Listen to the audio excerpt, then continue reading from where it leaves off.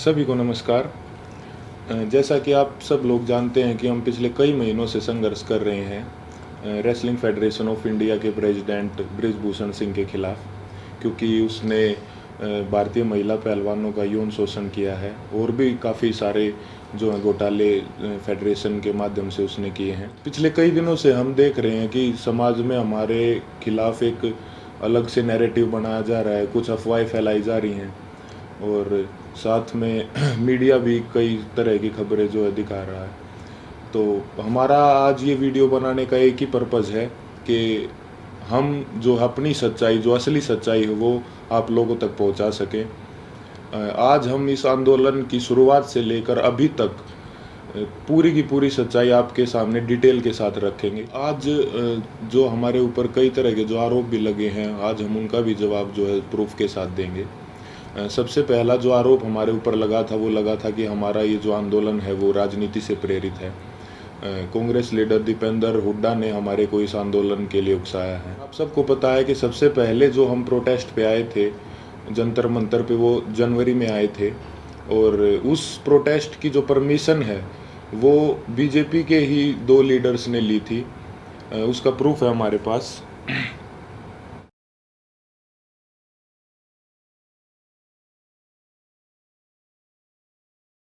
Protest की जो permission जो जंतर मंतर थाने से ली गई थी वो बीजेपी लीडर तीर्थ राणा और बीजेपी लीडर बबीता फोगाट ने जो वो परमिशन ली थी, जिसका प्रूफ भी अभी हमने आपको दिखाया।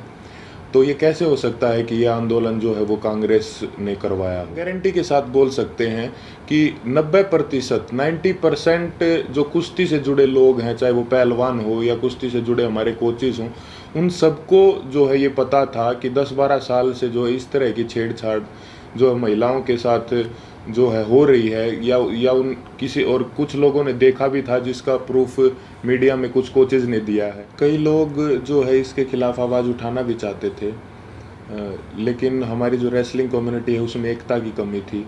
अगर किसी ने जो सिंगल अगर ये आवाज़ उठाने का फैसला भी किया तो वो बात जो है रेसलिंग जो है फेडरेशन के प्रेसिडेंट तक पहुंच जाती थी और उस आदमी के कैरियर में दिक्कत आना स्टार्ट हो जाती थी। लगातार और बार बार हमने सभी को बताया है कि जो हमारी लड़ाई वो सरकार के खिलाफ नहीं है, हमारी लड़ाई जो है रेसलिंग फेडरेशन के प्रेसिडेंट के खिलाफ है, क्योंकि जो भी शोषण उसने किया है, जो भी रेसलिंग के लिए गलत किया है, वो उसने फेडरेशन के पद पर बने रहते हुए किया है।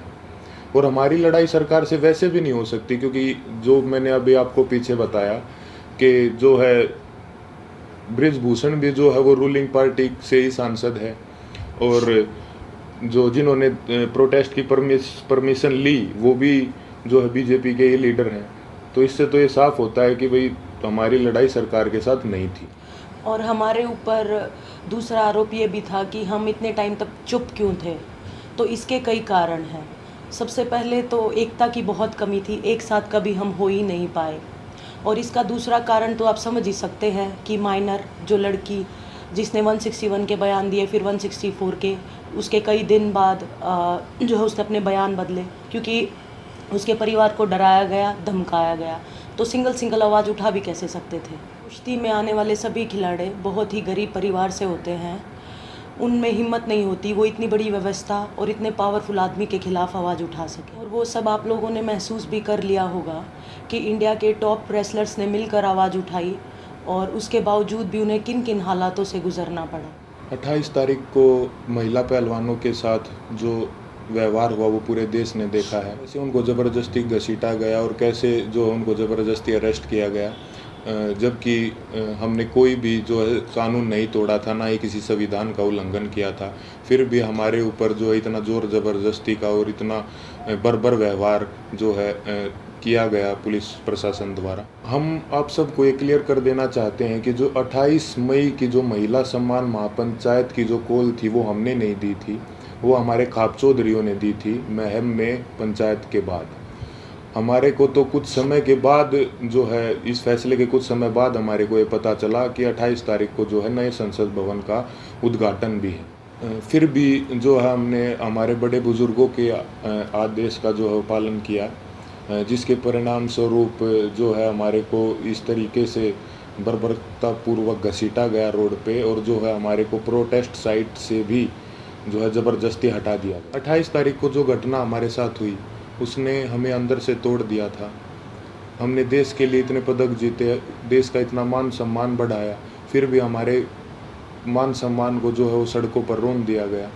उस घटना के बाद हम जो है इतने आहत हो गए थे, इतने परेशान हो गए थे कि वो बात हम वर्ड्स में भी नहीं बता सकते। हमें कुछ समझ नहीं आ रहा था कि हमारे साथ ये क्यों हुआ। उसके बाद हम सब ने अपने सारे मेडल्स गंगा जी में विसर्जित करने का फ़ैसला लिया, क्योंकि हमें वो अपने सारे मेडल्स बेईमानी नज़र आ रहे थे। लेकिन फिर हरिद्वार में भी हम सब इस तंत्र की साजिश का शिकार हो गए। जैसे ही हम हरिद्वार में अपने मेडल बहाने पहुँचे तो तंत्र से जुड़ा एक आदमी बजरंग का हाथ पकड़ के साइड में ले गया और उससे पता नहीं कितने नेताओं की बात करवाई कि आप रुको, आपके बारे में मीटिंग चल रही है और आपको न्याय भी मिल जाएगा, आप बस 7 बजे तक रुको। और कैसे भी करके जो है 7 बजे तक बजरंग को जो है रोक के रखा, और एग्जैक्ट 7 बजे तंत्र से जुड़े और भी इसी तंत्र से जुड़े लोग पता नहीं कितनी संख्या में वहाँ पर पहुँच जाते हैं। और वहाँ पे जो है व्यवस्था इस तरह की बन जाती है कि अगर उसके बाद हम मेडल बांधने जाते तो वहाँ पे हिंसा भी हो जाती। तो वहाँ भी हमने फिर समझदारी जो है दिखाई और जो है रुकने का निर्णय लिया कि अभी हम रुक जाते हैं। और एक और बात क्लियर कर दे कि वो मेडल हमने सिर्फ अपने कोचेज़ को और अपने माँ बाप को वापस दिए थे। वहाँ पे क्या चल रहा था ये हमारे को कुछ समझ में ही नहीं आ रहा था। हम उस मानसिक स्थिति में थे ही नहीं कि हम वहाँ पे किसी साजिश को या वहाँ पे क्या चल रहा है इस चीज़ को समझ पाते। हम बहुत ही एक तनाव में और एक बहुत दुखी मन के साथ अपने जीवन की पूरी कष्ट कमाई को वहाँ लेके गए थे। लेकिन वहाँ पे क्या हुआ उसको क्योंकि हम जो है आंदोलनकारी नहीं है ना, हमें एक्सपीरियंस है, हमने जो है पूरी ज़िंदगी कुश्ती करी है ना, सोशल लाइफ भी नहीं जिए, तो कई बार इस तरह के जो माहौल क्रिएट होते हैं वो नहीं समझ में आते। साथ में हम अपनी ज़िंदगी की पूरी कमाई वहाँ पे लेके गए हुए थे। इस घटना के बाद हमारी मानसिक स्थिति ऐसी हो गई थी कि हमें कुछ भी समझ नहीं आ रहा था कि कौन हमारे साथ है, कौन जो हमारे खिलाफ है, कौन इस तंत्र का हिस्सा है। हम दिमाग के रूप से बिल्कुल जो है ब्लैंक आउट हो गए थे। और फिर उसके बाद कई लोग हमारे को मिलते रहे, कुछ समझाते रहे, हमारे को कुछ समझ नहीं आ रहा था कि किस पे विश्वास करें और किस पे ना करें।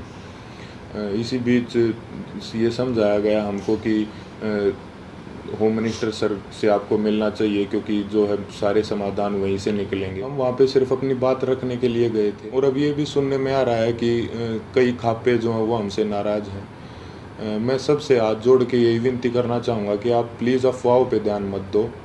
अगर अनजाने में हमसे कोई गलती भी हुई हो तो हमें माफ़ करो। इतने दिन लगातार संघर्ष करने के बाद, इतने लोगों से मिलने के बाद हमने क्या महसूस किया है, क्या सीखा है, ये तो अभी हम आपको वर्ड्स में नहीं बता सकते। लेकिन हमने कई ऐसे इंसान भी देखे हैं हमारे साथ, और कई ऐसे संगठन देखे हैं जो निस्वार्थ भाव से जिन्होंने हमारा समर्थन किया है। हम उनका दिल से धन्यवाद करना चाहेंगे। संयुक्त किसान मोर्चा ने जो है पूरे जी जान से धरातल पे भी जो है हमारा जो समर्थन किया है। भाई चंद्रशेखर रावण का भी मैं दिल से धन्यवाद करना चाहूँगा, क्योंकि ये तंत्र जात पात में हमको बांटना चाहता था, लेकिन उस भाई ने हमारी दिल से सपोर्ट की है।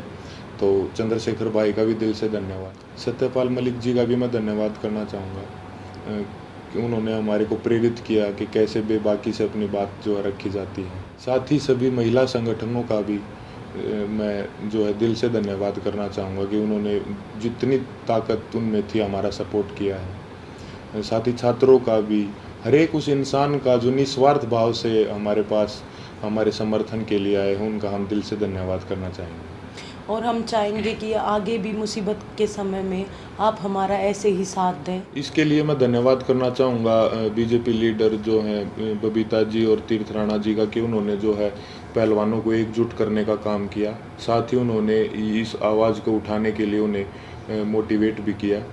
उसके बाद इन्होंने ही सरकार के साथ जो है मीडिएटर बन के जो पहलवानों को एक कमेटी का नाम दे के जो है आश्वासन दिलवाया सरकार से, यही उसके बीच में जो है मीडिएटर थे।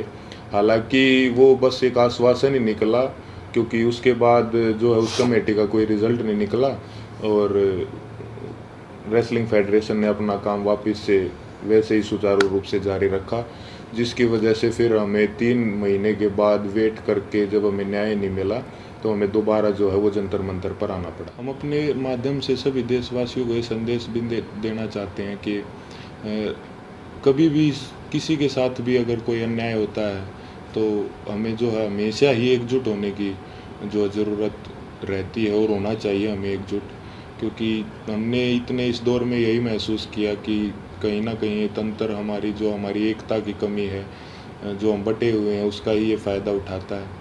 किसी के साथ भी अन्याय हो तो आप प्लीज़ एक साथ आइए। अन्याय के खिलाफ निस्वार्थ और सच्चे मन से अगर हम कभी भी एकजुट होकर अन्याय के खिलाफ आवाज़ उठाते हैं तो आत्मा को बहुत संतुष्टि मिलती है। धन्यवाद।